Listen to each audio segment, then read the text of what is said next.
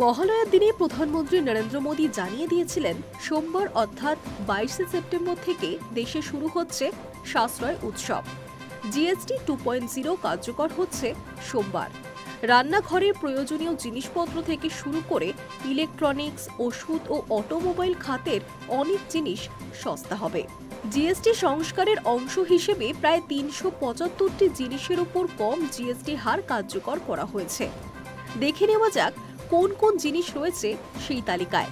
কেন্দ্রীয় অর্থমন্ত্রী নির্মলা সীতারামন বলেছেন, জিএসটি কাউন্সিল 4টি জিএসটি স্ল্যাব 5%, 12%, 18% এবং 28% সরিয়ে 2 স্তরের কাঠামো 5% এবং 18% অনুমোদন করেছে, যেখানে সিগারেট, তামাক, অ্যালকোহলের মতো বেশ কয়েকটি ক্ষতিকারক পণ্যের উপর 40% কর আরোপের প্রস্তাব করা হয়েছে। এই নতুন জিএসটি কাঠামো নিয়ে প্রধানমন্ত্রী বলেছেন, এর ফলে নিত্য প্রয়োজনীয় জিনিসপত্র সস্তা হবে এবং অর্থনীতি চাঙ্গা হবে। দেখে নেওয়া যাক জিএসটি 2.0-র আওতায় যে সমস্ত জিনিসপত্রগুলি সস্তা হবে। 1.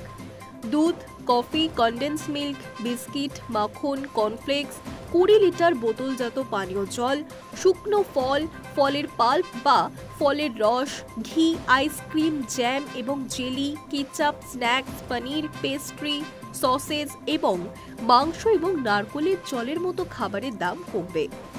2. এছাড়াও শেভ করার পর lotion, face cream, face powder, চুলের তেল, shampoo, shaving cream, talcum powder, toothbrush এবং টয়লেট সাবান বারের দামও কমতে পারে। 3. ইলেকট্রনিক্স বিভাগে এয়ার কন্ডিশনার, ডিশওয়াশার, টেলিভিশন এবং ওয়াশিং মেশিনের দামও কমবে। 4.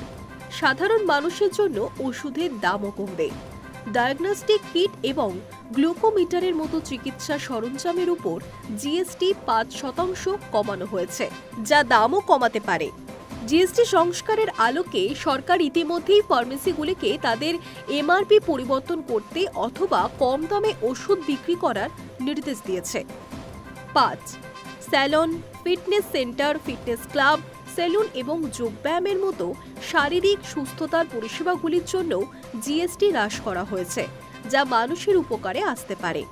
6. সিমেন্টের উপর জিএসটি 28% থেকে কমিয়ে 18% করা হয়েছে, যার ফলে বাড়ির দাম কমবে বলেই আশা করা হচ্ছে। জিএসটি সংস্কারে সবচেয়ে বেশি সুবিধাভোগী হয়েছে অটো সেক্টর, যেখানে সেস সহ কর 35 থেকে 50% থেকে কমিয়ে 40% করা হয়েছে। উল্লেখযোগ্যভাবে জিএসটির হার হ্রাসের ঘোষণার পর থেকে আমুল, HUL, লরিয়াল এবং হিমালয় সহ বেশ কয়েকটি ব্র্যান্ড তাদের পণ্যের দাম কমানোর ঘোষণা করেছে। অটো ব্র্যান্ডগুলিও 22শে সেপ্টেম্বর থেকেই কার্যকর হার কমানোর বিষয়ে কোনো দ্বিধা করেনি।